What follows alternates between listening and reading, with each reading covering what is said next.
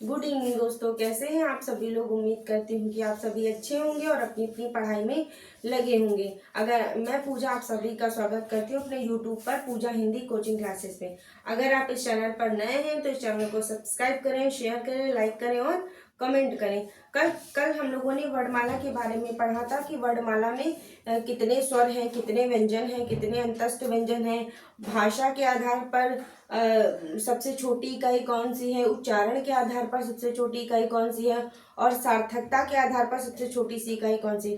अगर आप लोगों ने वो वीडियो नहीं देखी है तो इसी चैनल पर जाकर आप वो वीडियो देख सकते हैं। तो आज हम लोग इसी क्लास को आगे कंटिन्यू करते हैं कि स्वर, जैसा कि आपको पता है वर्णमाला हमारी 3 भागों में बांटी गई है। कौन कौन से भाग हैं? पहला स्वर, दूसरा व्यंजन, तीसरा अयोगहा। स्वर कितने होते हैं? 11 और व्यंजन कितने होते हैं? 33 और अयोगहा कितने होते हैं? 2। तो आज हम लोग इसका पहला पाठ यानी कि स्वर को कितने भागों में बांटा गया है उसको पढ़ते हैं और नेक्स्ट वीडियो में हम लोग व्यंजन को पर डिस्कस करेंगे। उसके बाद हम लोग अयोगहा के बारे में, उसके बाद फिर हमारी वर्णमाला कंप्लीट हो जाएगी। तो स्वर को चार भागों में बांटा गया। मात्रा व उच्चारण के आधार पर, जैसा कि आपको उससे समझ में आ रहा है कि मात्रा यानी कि कितनी मात्रा का समय लगता है सॉरी, और उच्चारण कि हम उसको उच्चारण करने में जल्दी उच्चारण करते हैं या फिर उसमें हमें समय लगता है। और दूसरा होता है ओष्ठ आकृति के आधार पर, यानी ओठ की आकृति किस आधार की बनती है उन स्वरों का उच्चारण करने में। तीसरा होता है हमारा जीवा के आधार पर, जीवा मतलब जीभ के आधार पर स्वरों को 3 भागों में बांटा गया है। और फोर्थ नंबर पे आता है हमारा मुख आकृति के आधार पर। याद रखिएगा, ओठ आकृति अलग है, मुख आकृति अलग है, उसको 4 भागों में बांटा गया है। तो हम लोग पहले पढ़ते हैं कि मात्रा व उच्चारण के आधार पर स्वर को कितने भेद होते हैं। मात्रा व अगर आपसे पेपर में पूछा जाता है, ये टॉपिक बहुत इंपॉर्टेंट है, इससे यूपी टेट में तो इसका सिलेबस दिया हुआ है, बीपीएससी का तो फेवरेट है, उसमें भी ये पूछा गया है। मात्रा व उच्चारण के आधार पर स्वर के कितने भेद होते हैं आपसे पूछा जाए तो 3।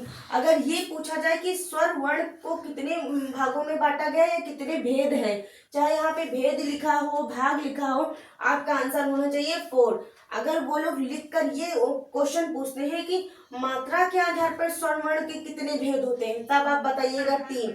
वरना अगर पूछा जाए कि स्वर वर्ण के आधार पर कितने भेद होते हैं तो 4। और ओष्ठ आकृति के आधार पर कितने होते हैं? 2।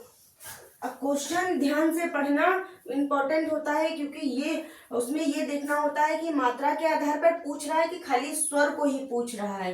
अगर आप थोड़ी सी लापरवाही करेंगे तो आपका आंसर गलत हो सकता है, आप गलत टिक कराएंगे। और ओष्ठ आकृति के आधार पर कितने होते हैं? 2।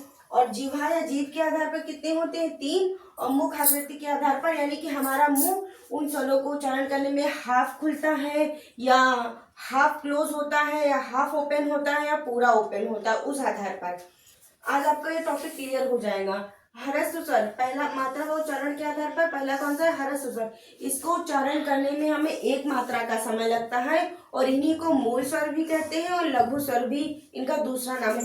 पेपर में अगर ह्रस्व स्वर न देकर आपसे मूल स्वर भी पूछे तब भी आप 3 ही बताइएगा।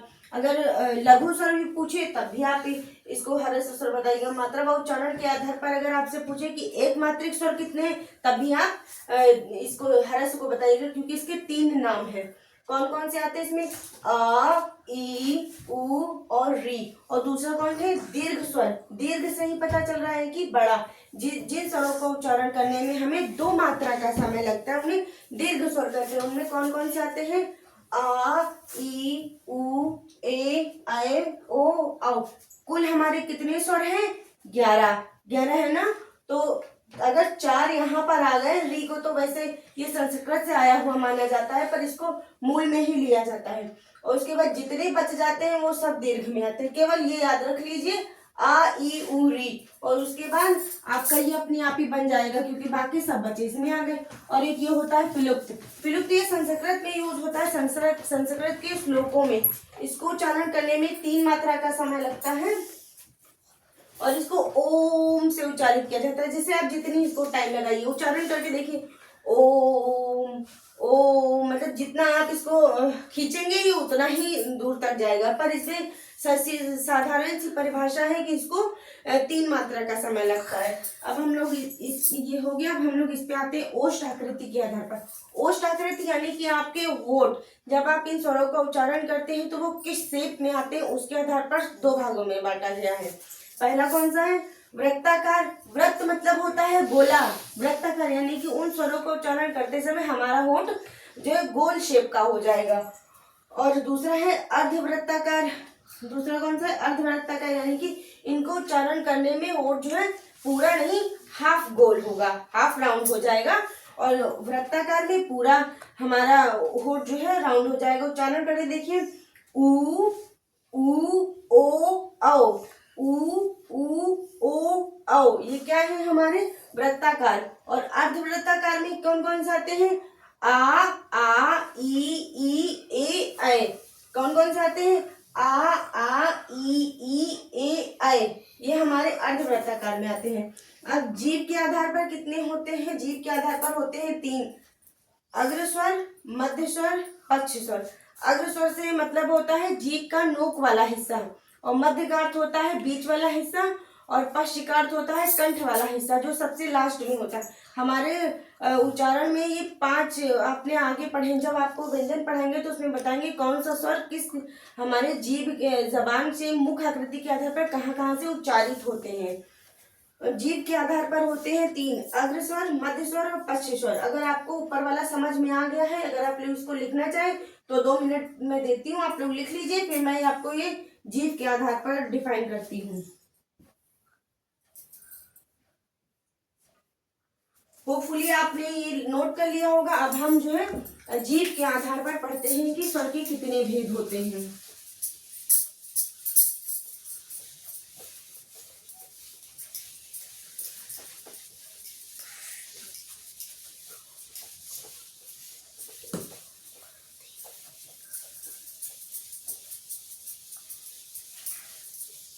इस टॉपिक से हर पेपर में क्वेश्चन पूछा जाता है, चाहे वो यूपीएसआई हो, पुलिस कांस्टेबल हो, हर जगह आता है यहाँ से। तीसरा हमारा कौन था? जीभ या जीभा के आधार पर। जीभ को ही अंग्रेजी में संस्कृत में जीभा बोलते हैं।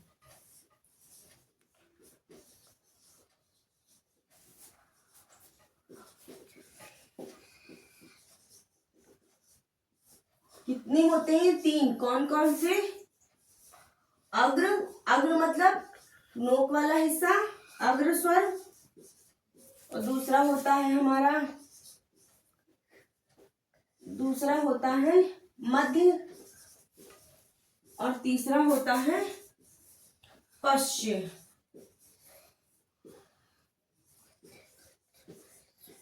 इसमें अग्र में कौन कौन से आते हैं? अगर आप अपनी जीभ का आगे नोक वाला हिस्सा पकड़ लेंगे तो आप इन स्वरों का उच्चारण कर ही नहीं पाएंगे।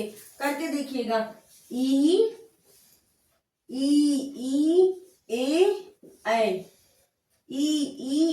ऐ, ये अग्र स्वर में आते हैं। और मध्य में कौन सा आता है? मध्य में केवल एक आता है, अ। मध्य में केवल एक आता है। बाकी जो बच जाए, ये शायद साफ नहीं दिख रहा है, मैं इसको फिर से लिख देती हूँ। बाकी जो बच जाए वो पश्चिम में है। याद करना बहुत आसान है। अग्र में कौन कौन से आते हैं? ई ए ऐ। और मध्य में कौन सा आता है? केवल एक, अ। और बाकी जो इससे जो बच जाए, कौन कौन से बच गए? आ, ऊ और ओ औ, ये आते हैं इसमें। अब एक तीसरा आता है हमारा, 4th नंबर पर आता है मुख आकृति के आधार पर। मुख माने होता है हमारा मुंह, माउथ, और आकृति मतलब होता है शेप। मुख आकृति के आधार पर ये होते हैं 4। यहां से क्वेश्चन पूछा गया है बीपीएससी में, इसके आधार पर होते हैं 4। ये भी बहुत इजी है, अभी आपको याद हो जाएगा। पहला कौन सा है? संवृत। संवृत को आप अगर हिंदी में ना समझ में आए तो अंग्रेजी में समझ लीजिए, आप इसको लिख लीजिए क्लोज। यानी कि जो ऐसे स्वर होते हैं जिनको उच्चारण करने में हमारा जो होठ होता है वो बिल्कुल क्लोज रहता है, बहुत हल्का खुलता है। और दूसरा होता है अर्ध समृत। अगर ये क्लोज है तो ये हाफ क्लोज होगा। अर्ध समृत ये क्या है, आप इसको अगर अंग्रेजी में याद करना चाहे तो अंग्रेजी में याद कर लीजिए, हाफ क्लोज। और तीसरा कौन सा है, विवृत। और मैं यहाँ पे लिख देती हूँ 4th नंबर का, अर्ध विवृत। अर्ध विवृत ये हाफ, इसको आप लिख लीजिए पूरा ओपन, यानी कि ऐसे स्वरों का उच्चारण करते समय जिसमें आपका पूरा मुंह ओपन हो जाए। और इसमें आप लिख लीजिए हाफ ओपन, हाफ ओपन। अब मैं आपको बताती हूँ इनमें कौन कौन से आते हैं। समृत में हमारे आते हैं ई, ऊ, उच्चारण करके देखिए, ई ऊ। देखिए जो मुंह है हमारा बहुत ही क्लोज हो रहा है, मतलब ऐसे उच्चारण कर रहे हैं बिल्कुल बंद बंद।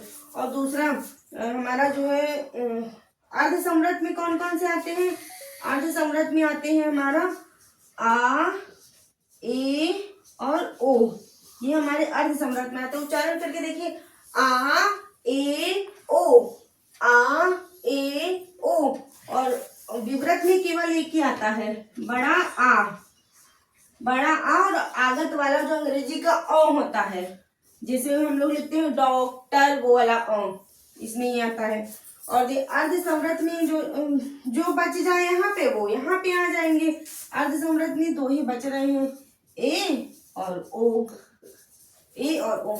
तो ये रहा हमारा आज का टॉपिक। जिह्वा के आधार पर पूछा जाए कितने स्वर के भेद होते हैं तो 3 बताइएगा। कौन कौन से, अग्र, मध्य और पश्य।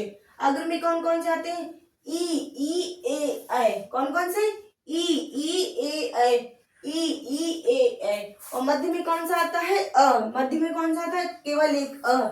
और पश्य में कौन सा आता है, पश्य में आते हैं आ उ ओ औ, आ उ ओ औ। साथ में रिवीजन करते रहेंगे तो याद हो जाएगा। उच्चारण करिए। मुख आकृति के आधार पर कितनी होती है, 4। कौन कौन से, समृत, अर्ध समृत, विवृत, अर्ध विवृत। पहले तो इनके नाम याद करिए, समृत, अर्ध समृत, विवृत और अर्ध विवृत। समृत में कौन से आते हैं, क्लोज, यानी कि जिसमें आपका मुंह पूरी तरीके से बंद हो, थोड़ा खुला। कौन कौन से, ई ऊ। कौन कौन से, ई ऊ। और अर्ध समृत में कौन से आते हैं, हाफ क्लोज, जिसमें मुंह थोड़ा ज्यादा खुला हो, ए ऐ ओ। और विवृत में हमारा आता है आ और आ, अंग्रेजी वाला। ये आगत ध्वनि है, हिंदी में नहीं आती है। अर्ध विवृत में कौन कौन से होते हैं, हाफ ओपन, जिसमें आपका मुंह हाफ ओपन होता है। कौन कौन से, ए और औ। तो ये रहा आज का हमारा स्वर का टॉपिक। होपफुली आपको ये सेशन पसंद आया हो। अगर आपको वीडियो अच्छी लगी हो तो लाइक करें, शेयर करें और चैनल को सब्सक्राइब करें। अब हम नेक्स्ट वीडियो में मिलते हैं, तब तक के लिए गुड नाइट।